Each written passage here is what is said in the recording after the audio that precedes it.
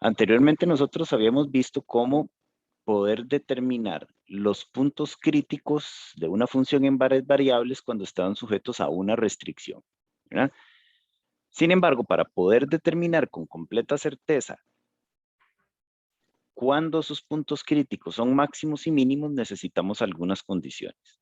Nosotros podemos recordar del curso de cálculo 1, por ejemplo, que cuando una función era continua en un intervalo cerrado, en ese intervalo cerrado, la función iba a tener máximos y mínimos, ¿verdad? En general iban a tener extremos. Bueno, precisamente para varias variables va a suceder exactamente lo mismo, pero entonces necesitamos definir qué es el equivalente a ese intervalo cerrado en el dominio de la función de una variable para funciones de varias variables. Y es precisamente lo que vamos a empezar a hacer ahorita, ¿verdad? Cómo clasificar los extremos de una función en conjuntos compactos. Entonces, primero vamos a definir lo que es un conjunto acotado. En general, si es un subconjunto de R a la N, recuerden que R a la N entonces sería el conjunto de puntos ahí, ¿verdad? En particularmente nosotros hablamos de R2 o R3, ¿verdad? Básicamente. Si es un subconjunto de R2 o R3, decimos que ese conjunto es acotado si existe un número, llamémoslo M, positivo, tal que la distancia entre digamos que es distancia, ¿verdad? Para no entrar en mucha informalidad, pero para que tengamos una noción de esto. Si la distancia de cualquier elemento que está en A al origen siempre va a ser menor que M. Entonces, al final, esta M, ¿qué es? Esta M es un numerillo positivo, es una distancia.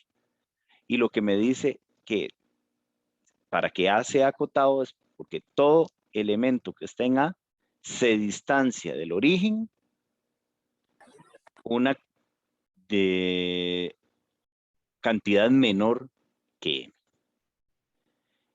Tal vez se pueda leer un poco enredado, pero ¿qué es entonces un conjunto acotado? Entonces, en palabras sencillas, un conjunto acotado es simplemente un conjunto, digamos, en R2, o sea, en el plano, que se puede encerrar en un círculo. O bien, en R3, un conjunto que se puede encerrar en una esfera. Que tanto el círculo y la esfera tienen que estar centrados en el origen y que tenga radio E. ¿Verdad? Entonces, básicamente, este es un conjunto acotado, porque vean que este conjunto acotado en R2, ¿verdad? Vean, esto es en el plano, yo lo puedo encerrar en un círculo que esté centrado en el origen. Mientras que este yo no lo puedo encerrar en ningún círculo, porque vean que las flechillas me indican que esta parábola, por ejemplo, se va extendiendo indefinidamente allá, el conjunto A no tiene límite alguno, entonces yo por más grande que haga el círculo que esté centrado en el origen, no lo voy a poder encerrar todo, ¿verdad? Entonces, esto es un conjunto acotado y esto no es un conjunto acotado. Entonces, ¿queda claro lo que es un conjunto acotado? Entonces, chicos, es un conjunto que pueda encerrarlo, ya sea en un círculo, centrado en el origen, si estuviéramos en R2, o en una bola, si estuviéramos en R3.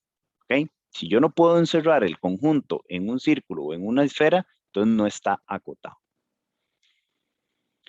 Y ahora vamos a ver qué es un conjunto cerrado. Un conjunto cerrado es un conjunto que contiene a toda su frontera. Por ejemplo, una propiedad. Nosotros decimos que una propiedad, digamos el lote donde está la casa en la que vivimos, es un conjunto cerrado porque incluye la frontera. Llega hasta un momento en donde esa frontera nos pertenece. A partir de esa frontera hacia afuera, ya eso es del vecino, ¿verdad? Por ejemplo, este es un conjunto que contiene a su frontera, ¿verdad? Este conjunto A es el círculo más la circunferencia. La circunferencia es la frontera que limita precisamente el conjunto y está contenida en el conjunto, entonces es un conjunto cerrado. Mientras que estos dos no son conjuntos cerrados. Y lo sé porque vean que, por ejemplo, la frontera, en una parte de la frontera, en el cuadrado, por ejemplo, está punteada. Eso quiere decir que esos bordes no pertenecen al conjunto. Entonces, no es cerrado. Es el mismo concepto que teníamos en su momento de intervalo. Si nosotros teníamos un intervalo, en un intervalo real, por ejemplo este, que va de a B, digamos, decíamos que ese intervalo era abierto si no contenía a los extremos. En este caso, este intervalo no contiene A y no contiene a B, ¿verdad? ¿Se acuerdan que lo hacemos con una bolilla abierta ahí? Pues es precisamente el mismo concepto. En este caso, la frontera no está contenida en su totalidad en el conjunto A. En este otro caso, la frontera no está contenida en ningún punto en la frontera, perdón, en el conjunto A. Entonces, por eso es que estos dos conjuntos son conjuntos abiertos. Bueno, no cerrados. ¿De acuerdo? Entonces, ¿para qué definimos un conjunto acotado y un conjunto cerrado? Bueno, precisamente porque vamos a llamar un conjunto compacto a un conjunto que sea cerrado y acotado. O sea, un conjunto que contenga su frontera y que pueda encerrarlo en un círculo. ¿De acuerdo? O en una esfera. ¿Y para qué definimos lo que es un conjunto compacto? Precisamente para poder enunciar este teorema, que es el que me va a permitir a mí determinar con exactitud cuándo una función en varias variables tiene máximos o mínimos en un conjunto cerrado, por ahí. Entonces, si f es una función de n variables continua y a es un conjunto compacto, a, el dominio de la función, entonces esa función va a tener un máximo y un mínimo absoluto en A, precisamente.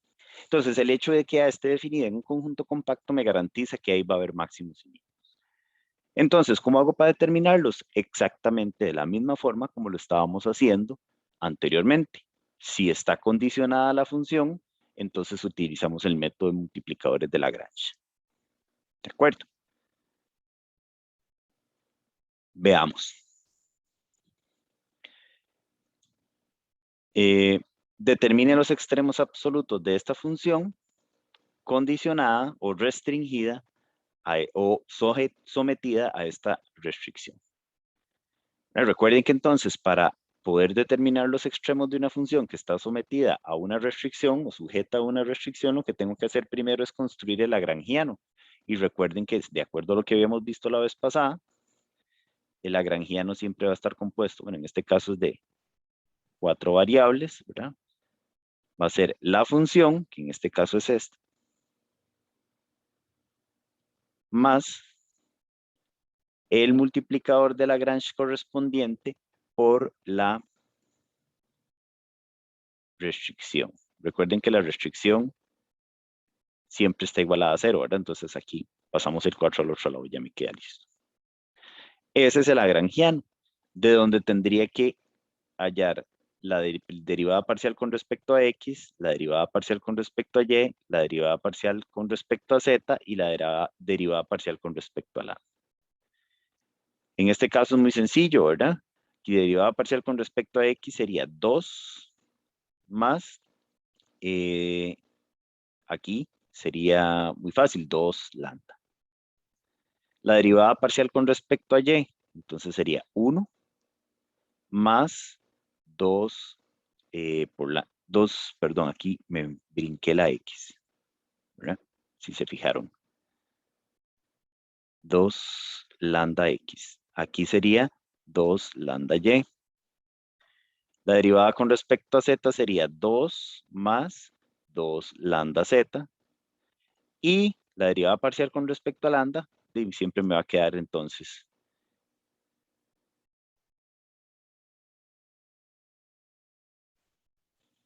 la restricción, ¿verdad?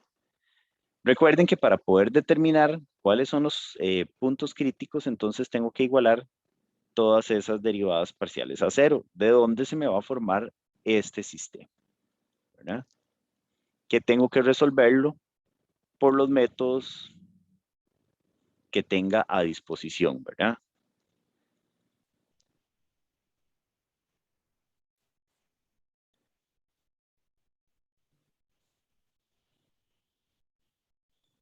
¿Ok?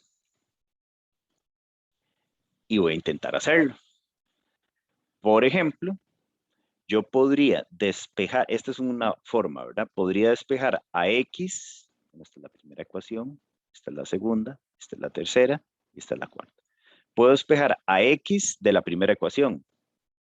Puedo despejar a Y de la segunda ecuación. Puedo despejar a Z de la tercera ecuación. Y entonces vean que X, Y y Z me quedarían en términos de lambda, ¿cierto? Todas en términos de lambda. Entonces, si las sustituyo en la cuarta ecuación, me quedaría toda esa cuarta ecuación en términos de lambda, o sea, con una sola variable, y podría resolver esa ecuación muy fácilmente. ¿Ok? Veamos cómo hacerlo. Esa es una forma. Bueno, ahí están las derivadas parciales, que son las que ya obtuvimos anteriormente, ¿verdad? Y entonces vean que esto es lo que precisamente se hace porque es la manera más sencilla de resolver el sistema. X, Y y Z se despejaron de su respectiva ecuación y ahora vamos a sustituir a X, a Y y a Z por estos valores en la cuarta, ¿verdad? Entonces, al hacerlo, ¿verdad? Aquí sustituimos a X por esto, entonces vamos a tener esto al cuadrado que me da como resultado 1 sobre lambda a la 2. Si sustituimos Y por todo esto aquí, entonces vamos a tener 1 sobre 4 lambda a la 2. Y si sustituimos a Z aquí por todo esto, vamos a tener 1 sobre lambda a la 2, que es precisamente esto que está aquí, igual a 4, que es lo otro que queda. Aquí nada más hacemos esta suma, ¿verdad? Nos daría esto. Y hallando como un denominador y todo lo que ustedes ya saben, ¿verdad? Y evidentemente aquí tendríamos que despejar a lambda. Entonces aquí podemos pasar todo esto allá al otro lado a multiplicar y el 4 lo pasamos a dividir, etcétera, etcétera. Entonces tendríamos que lambda sería más o menos 3/4. Entonces para esos valores de lambda, para 3/4 y para menos 3/4, los puedo venir a sustituir aquí. Y al sustituirlos vamos a tener un valor para X. Vamos a tener dos valores para X, dos valores para Y, dos valores para Z. Eso entonces me genera estos dos puntos.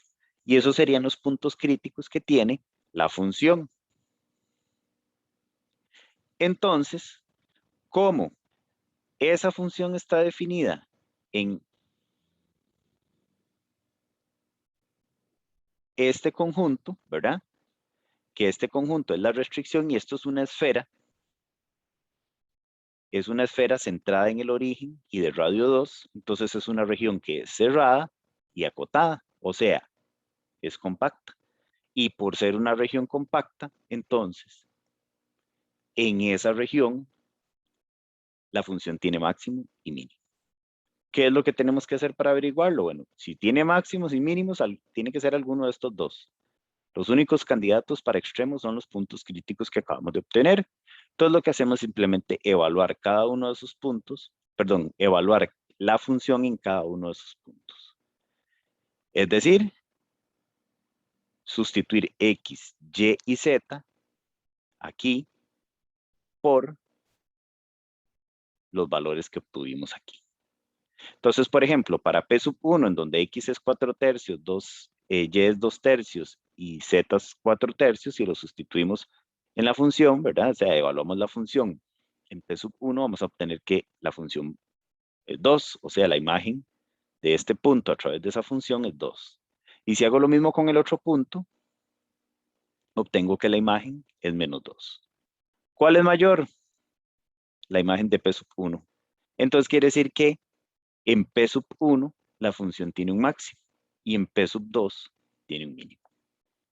Y chan chan, se acabó. ¿De acuerdo? ¿Dudas? Bien. Veamos otro ejemplo.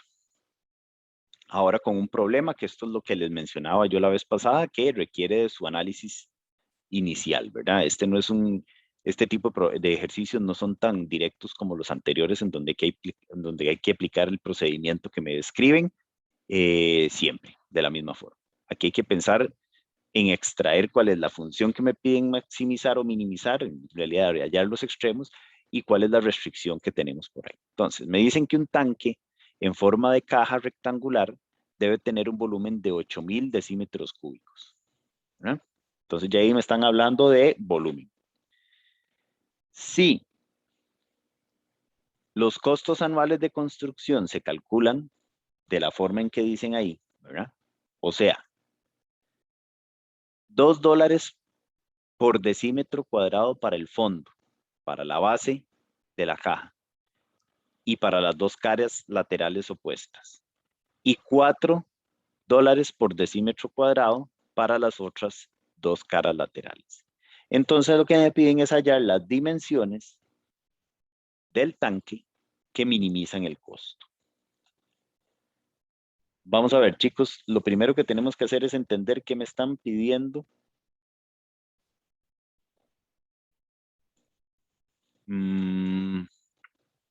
Hallar. Los escucho.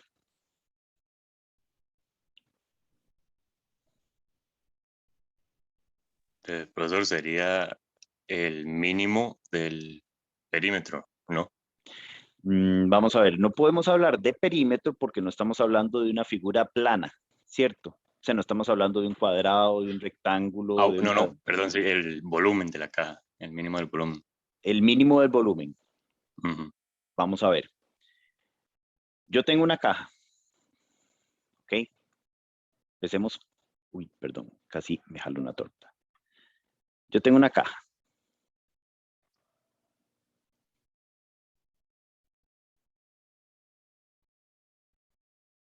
Me quedó bien fea, pero esa es la caja.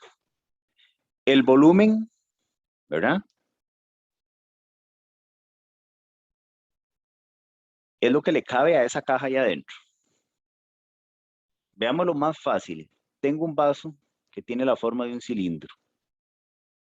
El volumen de ese vaso es la cantidad de agua o de fresco, de leche o de lo que sea que le cabe a eso.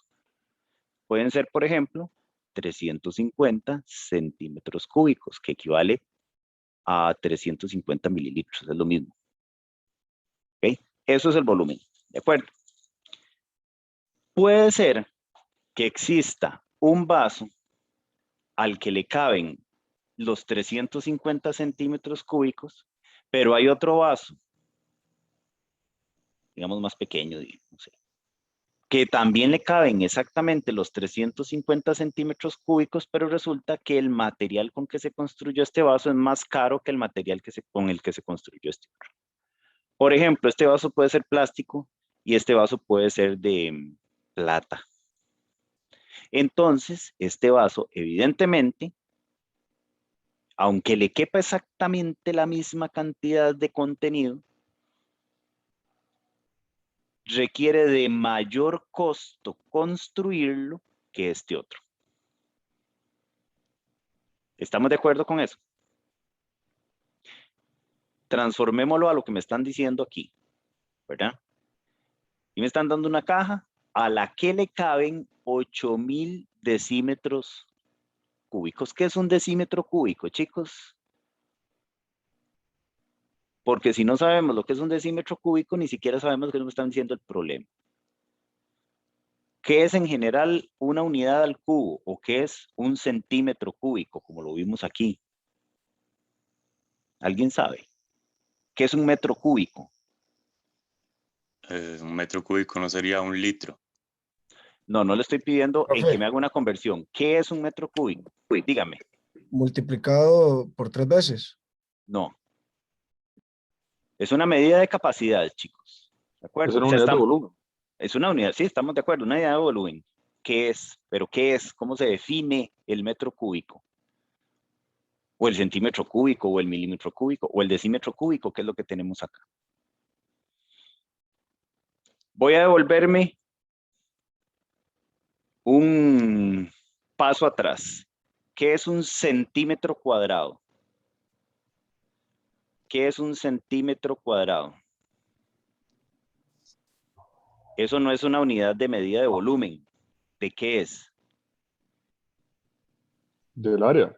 De área, muy bien. ¿Cómo se define un centímetro cuadrado?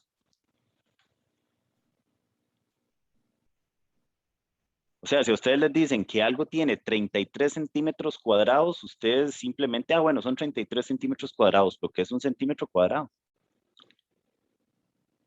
Devolvámonos entonces un paso más, que es un centímetro lineal. Es una medida de longitud. Sí, correcto. Pero yo creo que Profe, todo el... pero es como una centésima parte del metro. Un centímetro. Sí, correcto. Digamos, bueno, Es agarrar sí. un metro y dividirlo en 100, que es un Ajá, metro. ajá. Bueno, ya me dijeron algo un poquito más razonable, ¿verdad? Sí, un centímetro es agarrar un metro y dividirlo en 100 partes iguales. Cada partecita de esas es un centímetro. Muy bien. Entonces, ustedes tienen claro más o menos qué es un metro. Evidentemente, yo no les estoy pidiendo que me digan qué es un metro, pero más o menos ustedes tienen la noción de que un metro es una unidad de medida de longitud y más o menos tienen ustedes una noción de cuánto es un metro, ¿cierto? Porque, por ejemplo, Sí, ustedes pueden comparar más o menos cuánto miden ustedes y generalmente ustedes miden un poquito más que un metro. Piden Profe, más o menos un poquito más que 1,5 metros. o sea, usted nos está preguntando que a cuánto equivale un decímetro. No, Ah, ok, me estoy devolviendo para ver si me pueden llegar a decir que es un centímetro cuadrado. Entonces, muy bien, un centímetro es la centésima parte de un metro. Es algo más o menos, una distancia más o menos como eso. Ok, perfecto.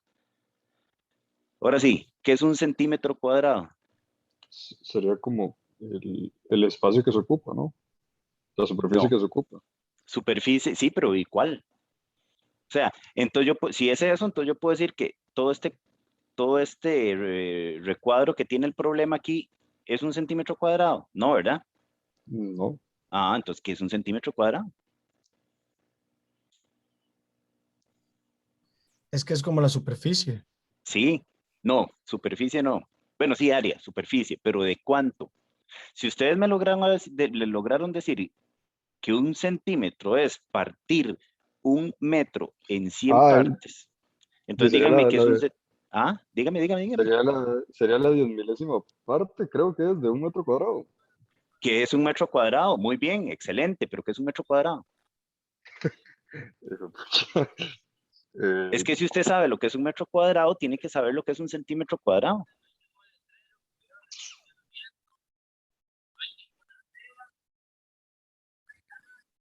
¿Qué dice aquí? ¿Centímetro qué dice? Cuadrado. Entonces, ¿qué es un centímetro cuadrado? Es un cuadradito, un cuadrado en donde cada uno de sus lados miden exactamente cuánto. centímetro. 1 centímetro. Ah, ok, ya. Esto, chicos, esto que está aquí es un centímetro cuadrado. Eso es lo que es un centímetro cuadrado. Entonces, cuando ustedes le dicen que una hoja de papel o un pedazo de papel mide aproximadamente 23 centímetros cuadrados, quiere decir que en esa hoja caben exactamente 23 cuadraditos de estos. Esa es la unidad de medida de una superficie. Sí, ahora dijeron que era no sé cuánta parte de un metro cuadrado, y está bien. ¿Pero qué era un metro cuadrado entonces? Un metro cuadrado es un cuadrado como este, solo que los lados miden 1 metro. Entonces, si ustedes tienen una propiedad que mide, por decirlo algo, 325 metros cuadrados, es porque en esa propiedad caben exactamente 325 cuadrados en cada uno de ellos de 1 metro de lado cada uno. ¿Verdad? ¿De acuerdo? Así es como se miden las superficies. Y por eso es que entonces ustedes llegan y dicen, ¿cuál es el área de un triángulo? El área de un triángulo, base por altura. Y cuando ustedes ponen base por altura dividido entre 2, y si tienen que la base mide 2 y la altura mide 3, perdón, y la altura mide, no pongamos números exactos, para no trabajar así. La base mide 5 y la altura mide 7,5, entonces quiere decir entre 2, eso le va a dar un número decimal. ¿Qué quiere decir? Bueno, y que caben exactamente, ¿cuánto es esto? 5 por 5, 25, 5 por 7, 35, 2, 5 dividido entre 2, y esto sería 18,75. 8,75. Exactamente. Entonces, este sería el área de ese centímetros cuadrados. ¿Qué quiere decir? Que le caben exactamente a ese triángulo, digamos, ¿verdad? 18 cuadradillos de estos completos y un poquito más de otro. ¿De acuerdo? Más o menos. Sí. Ah, sí, sí, ya, ya. Ok, muy bien. Entonces, pasemos entonces ahora a lo que nos interesa, que sería entonces un decímetro cúbico, que es lo que al final como todo empezó. ¿Qué sería un decímetro cúbico? ¿O qué es, para seguir con la misma unidad de medida, qué es un centímetro cúbico? Sería un cubo de donde todos los lados midan 1 centímetro. Exactamente. Un centímetro cúbico es un cubito, ¿verdad? Cuyos lados miden todos 1 centímetro. Entonces, si a este vaso de aquí le cabían 350 centímetros cúbicos de fresco, de agua, de lo que sea, quiere decir que le caben 350 cubitos de estos. Ahí, o su equivalente. ¿De acuerdo? ¿Qué otra forma de medir eso es en mililitros, en litros, en lo que sea? ¿Me explico, chicos? Entonces, ¿qué es lo que me están diciendo aquí en el problema? Por eso me interesa que lo entendamos primero, porque si no, no sé cómo podemos resolverlo si no lo entendemos. ¿Qué me están pidiendo aquí? Bueno, ¿qué información me están dando? Me están diciendo que esta caja que yo medio dibujé aquí, a esta caja le caben 8,000 decímetros cúbicos. ¿Qué quiere decir? Que le caben 8,000 cubitos de un decímetro de arista cada uno. Esa es la capacidad de la caja, lo que le cabe ahí adentro. Me están diciendo que lo que cuesta producir esa caja deben ser anuales, no anules, ¿verdad? Los costos de construcción se calculan así. Esta tapa, perdón, el fondo de la caja cuesta $2 por decímetro cuadrado. Quiere decir que por cada cuadradito de 10 centímetros, ¿sí?, de lado, o de un decímetro de lado que tenga ese fondo, me va a costar a mí $2 construir. Y también para las dos caras laterales opuestas, digamos que esta que está aquí y la que está allá en el fondo. ¿De acuerdo? Y para estas otras, vale $4 el decímetro cuadrado. Supongo que la caja no tiene tapa, porque vea que en ningún momento me dicen nada de la tapa. Me piden hallar las dimensiones del tanque, las dimensiones de esa caja, que minimizan el costo.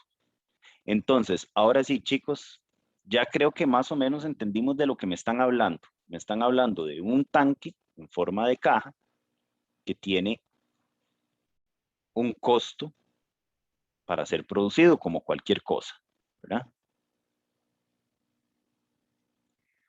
Ok. Siempre me quedó horrible, pero ahí qué vamos a hacer.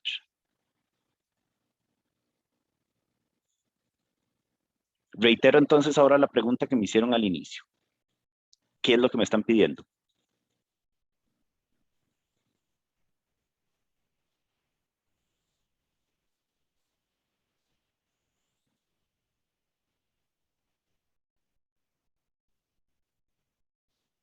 Ahí el problema lo dice explícitamente, ni siquiera tengo que ahondar ni pensar mucho, porque el problema está diciendo qué es lo que me están pidiendo. El Sí, tamaño hay que que tiene que pensar. tener el tanque para que me cueste menos.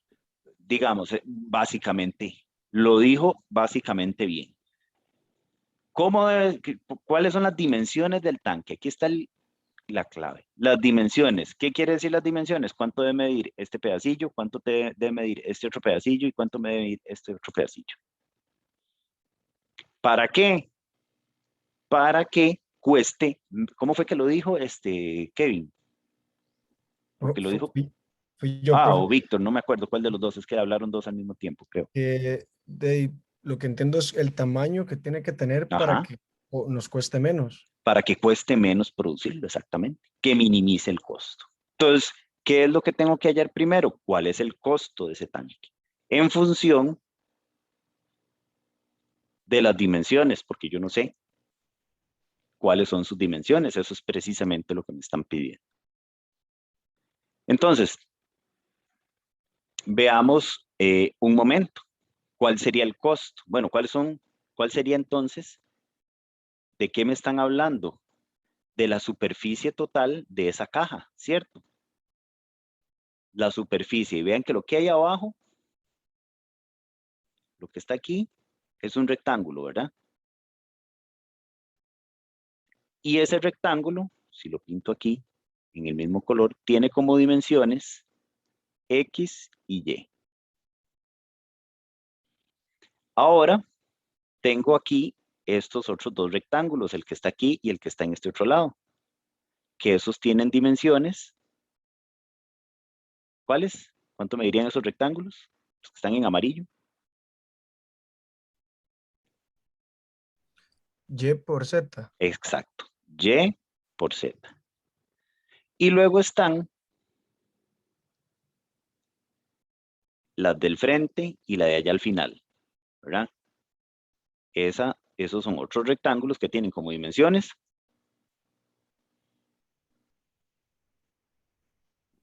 X por Z. Perfecto. X por Z. ¿De cuántos rectángulos de estos está compuesta la caja? Vea, 2 de estos, aquí están este de aquí, el del fondo, ¿verdad? 2 de estos, los laterales de acá, y la que está abajo, en el fondo. Una, porque no me dicen que lleva tapa, ¿verdad? En ningún lado me habla de la tapa. Si llevara una tapa, esta tapa de aquí arriba sería otra de estas, otra verde, ¿de acuerdo? Profe, y en el problema deberían de explicarlo así explícito, Sí, por ejemplo, sí, que tiene tapa. Ok, tiene que tener tapa. ok. Ahí nada más me están diciendo que es un tanque en forma de caja rectangular y que tiene un volumen de tanto. Entonces, ¿cuál es el costo? Que es al final lo que me piden minimizar. El costo, en esos términos, sería una función de 3 variables y esas 3 variables serían precisamente las dimensiones de la caja. El costo yo lo saco con el costo de producir cada caja. Me dicen que para el fondo cuesta producir $2. Quiere decir que cuesta $2 producir el rectángulo verde. Entonces cuesta 2 por X por Y, que mide esta área, ¿verdad? ¿Ah? Área. Más. Bueno. $2 por 2 de las caras laterales. Supongamos que son las amarillas, ¿verdad? Entonces serían 2 por 2 amarillas que hay, que serían Y y Z. ¿Cierto? Y $4 por las otras 2, que serían las rosadas, que serían 2 que miden X y Z. Entonces, esta sería la función que nosotros tenemos que optimizar. 2XY más 4YZ más 8XZ. Y a esta función es la que le tengo que aplicar todo lo que hemos visto anteriormente. ¿Pero sujeta a qué? A una restricción. ¿Cuál va a ser la restricción? A que esa caja tiene que tener un volumen de 8.000 decímetros cúbicos. Ni más ni menos. ¿Y cuál sería el volumen de esa caja? Voy a ponerlo en términos de sujeta al volumen. El volumen que sería X, Y, Z igual a 8.000.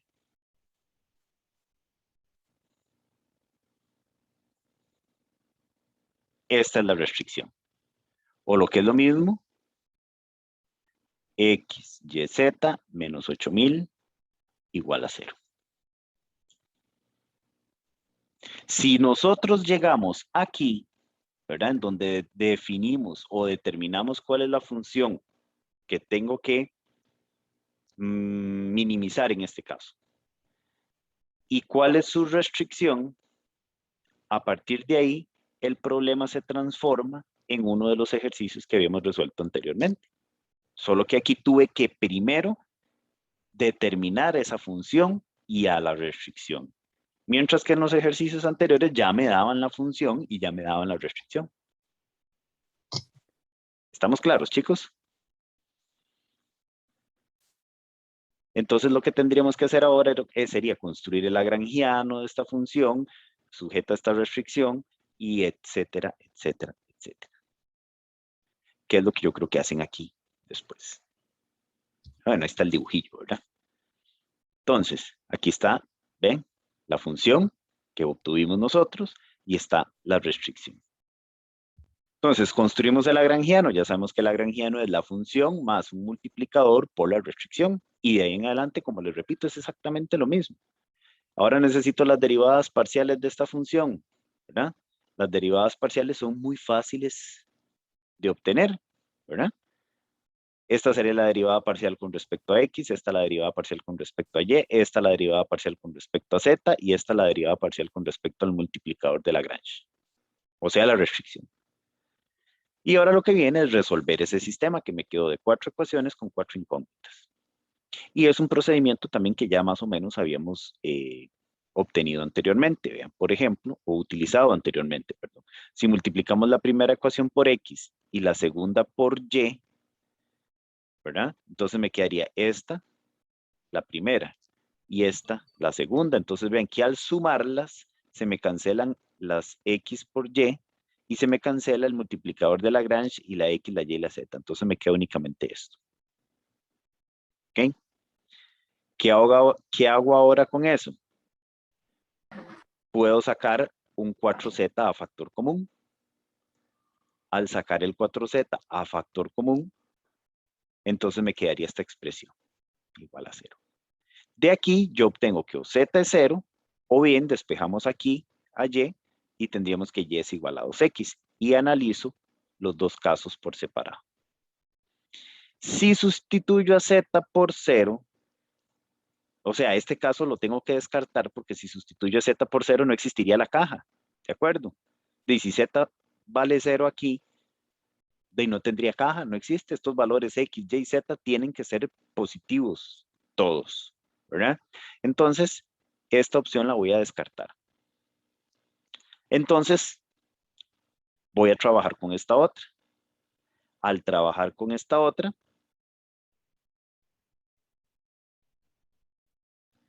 podemos sustituirla en las ecuaciones anteriores multiplicando primero la tercera ecuación por z y llegamos a esto, ¿verdad? Y al obtener eso, entonces tenemos estas otras dos opciones. Que x sea 0 o que y sea 4z. Volvemos a la misma situación. Si x fuera 0, la caja no existiría. Si la caja no existe, no tenemos ningún problema que resolver. Entonces esta opción la descarto. Entonces vean que ahora tengo dos posibilidades. Que y sea 2x o que y sea 4z. ¿verdad? Entonces, utilicemos primero o veamos qué pasa si y fuera 2x. Si y fuera 2x, entonces sustituyéndolo en la otra opción que obtuvimos aquí, entonces tendríamos que z sería igual a y sobre 4, ¿verdad? Aquí pasando a dividir y sustituyendo a y por 2x, entonces tendríamos esto y z sería igual a x medio. Entonces ven que ahora tengo a todas las variables en términos de x. Tengo a y en términos de x y tengo a z en términos de x. Entonces, como tengo a y y a z en términos de x, estas dos las puedo sustituir en la ecuación del volumen, que era x por y por z. Entonces, x por y, pero y vale 2x, y z vale x medios. Entonces tendríamos, ven que aquí el 2 se cancela con el 2 y me queda x, que es x al cubo, ¿verdad? Y eso tiene que ser igual a 8000. Entonces, ¿cuánto valdría x? X valdría 20. Entonces, si X es 20, lo sustituyo aquí, tendría que Y sería 40, y si X sería 20, aquí lo sustituyo y me daría que Z es 10. Entonces, quiere decir que estoy teniendo un punto crítico. El punto crítico sería el punto 20, 10, perdón, 20, 40, 10. Esto es un punto crítico, ¿verdad? Pero como no tengo ningún otro, entonces este es el mínimo que me están pidiendo. Esas dimensiones, cuando X vale 20 decímetros, Y vale 40 decímetros y Z vale 10 decímetros, son precisamente las que minimizan el costo de construir ese tanque. El costo de construir esta caja. Cualquier otro valor de X, cualquier otra dimensión que tenga aquí X, que tenga Y o que tenga Z, hacen que esa caja sea más cara. ¿De acuerdo? Y se acabó. Incluso hasta me pueden preguntar, ¿cuál es ese costo menor? Entonces simplemente sustituiríamos X por 20, Y por 40 y Z por 10 en la función costo, que fue la que tenemos aquí. Y listo. ¿Está bien? ¿Cómo lo ven?